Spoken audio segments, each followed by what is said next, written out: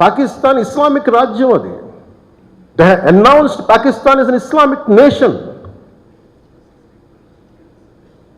But India is not a, మనం చెప్పుకోవచ్చు కదా, this is a Hindu nation చెప్పొచ్చు కదా. మనం ఎందుకు చెప్పం? మన మూలాల్లో మతం అనేది ఒక విధానం అంతే. అందుకని మనకి చెప్పాల్సిన అవసరం లేదు.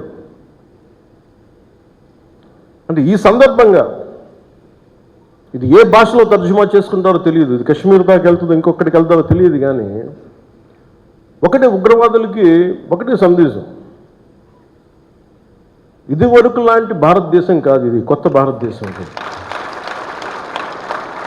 ఎందుకంటే మేము చాలాసార్లు విసిగిపోయి ఉన్నాం.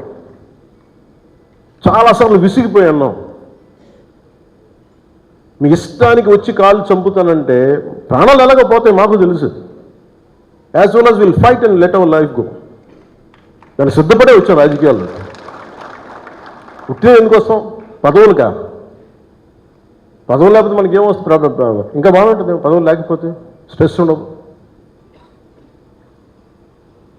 అందుకని పదవులు ఆశించేది ఏది ఎవరైనా సరే ఇది బాధ్యత. ఇది మనందరం బలంగా మాట్లాడాలి. అలాగే ఈ సందర్భంలో పోయిన ప్రాణాలని మనం ఎలాగ తిరిగి తీసుకురాలేము.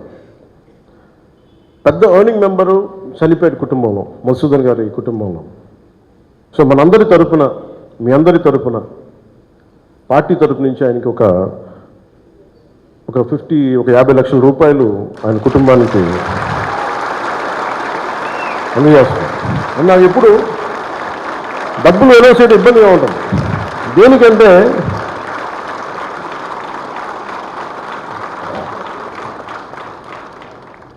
దేనికంటే మనిషి ప్రాణాలకు విలువ కట్టడం నాకు ఇష్టం ఉండదు. కానీ కొన్ని సందర్భాల్లో అది చిన్నపాటి ఊతం అవుద్ది అంతే. పిల్లల చదువులకు కావచ్చు, ఇంకోటి కావచ్చు. ఇవన్నీ కాకుండా మధుసూదన్ గారి కుటుంబానికి, వారి కుటుంబ సభ్యులందరికీ ఈ సందర్భంగా నేను ఒకటే విన్నవించుకుంటున్నాను.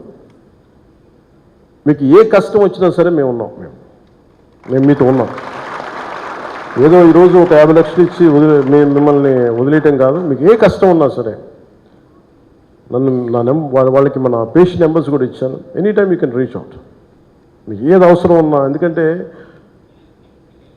చెప్పి రావు ఉపద్రవం.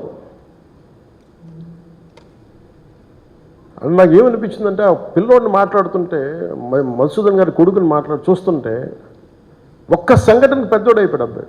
10 ఏళ్ళు ఏజ్ వచ్చేసింది. 10 ఏళ్ళు ఎంత ఉంటాయి అంతే, 10-11 ఉంటాయి అంతే. ఒక 20 ఏళ్ళ కుర్రోడు ఎలా మాట్లాడుతాడో అలా మాట్లాడుతున్నాడు అబ్బాయి.